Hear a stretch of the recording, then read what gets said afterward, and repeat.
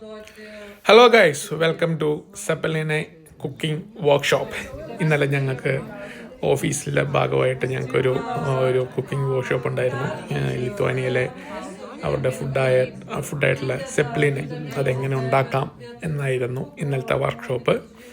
So ഞങ്ങൾക്ക് അതിനെക്കുറിച്ചുള്ള കാര്യങ്ങൾ, അതിൻ്റെ ഹിസ്റ്ററീസ്, അതിൻ്റെ കാര്യങ്ങളൊക്കെ എങ്ങനെ ചെയ്യാമെന്നൊക്കെ വിവരിച്ചു തരികയാണ്. അപ്പം ഇവർ രണ്ടുപേരാണ്, ഒരു അപ്പച്ചനും ഒരു അമ്മച്ചിയുണ്ട്. ഇവർ രണ്ടുപേരാണ് ഞങ്ങൾക്ക് കാര്യങ്ങൾ എങ്ങനെ ഉണ്ടാക്കണം എന്നൊക്കെ കാണിച്ചു തന്നത്. അപ്പം നമ്മുടെ മുമ്പിലുണ്ടായിരുന്ന പൊട്ടറ്റോ ഇതുപോലെ ഗ്രേറ്റ് ചെയ്ത് നമ്മളതിനെ ഒരു ബോൾ ഷേപ്പിൽ ഒരു ഓവൽ ഷേപ്പിൽ ഇതുപോലെ നമ്മൾ ആക്കിയെടുക്കണം. ഇങ്ങനെ ആക്കി നമ്മൾ വെച്ച് കഴിഞ്ഞിട്ട് വേണം ഇതിന് വേണ്ട മീറ്റ് പ്രിപ്പയർ ചെയ്ത് അതിൻ്റെ ഉള്ളിൽ ഫില്ല് ചെയ്യാം. നമ്മുടെ നാട്ടിൽ ഏകദേശം ഒരു സുഗിയനൊക്കെ ഉണ്ടാക്കുന്ന പോലെ പ്രോസസ്സാണ്. അതായത് ഉള്ളിൽ നമ്മൾ പയർ ഫില്ല് ചെയ്യുന്നതിന് പകരം നമ്മൾ മീറ്റ് ഫില്ല് ചെയ്യുന്നു, മാവിന് പകരം പൊട്ടറ്റോ ഗ്രേറ്റ് ചെയ്ത് ചേർക്കുന്നു. അപ്പോൾ ഇങ്ങനെ അത് ചെയ്യുന്നൊരു പ്രോസസ്സാണിത്.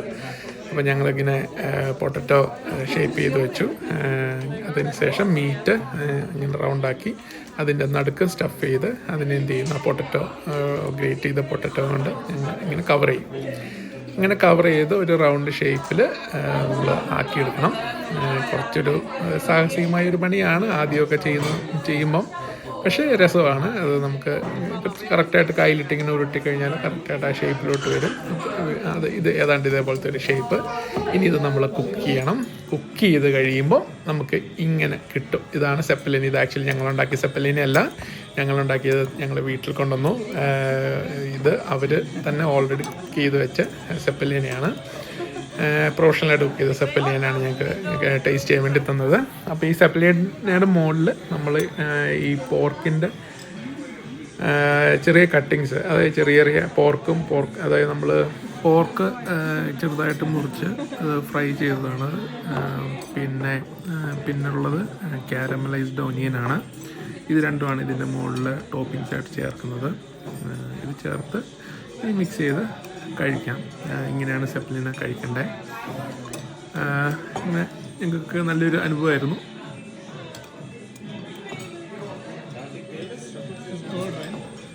ഇനി ഇതിൻ്റെ മുകളിൽ നമുക്ക് ഇതിൻ്റെ ഒരു ക്രീമും കൂടെ ഉണ്ട്. ഇതാണ് ക്രീം. അതും കൂടെ യൂസ് ചെയ്ത് നമുക്ക് കഴിക്കാൻ പറ്റും.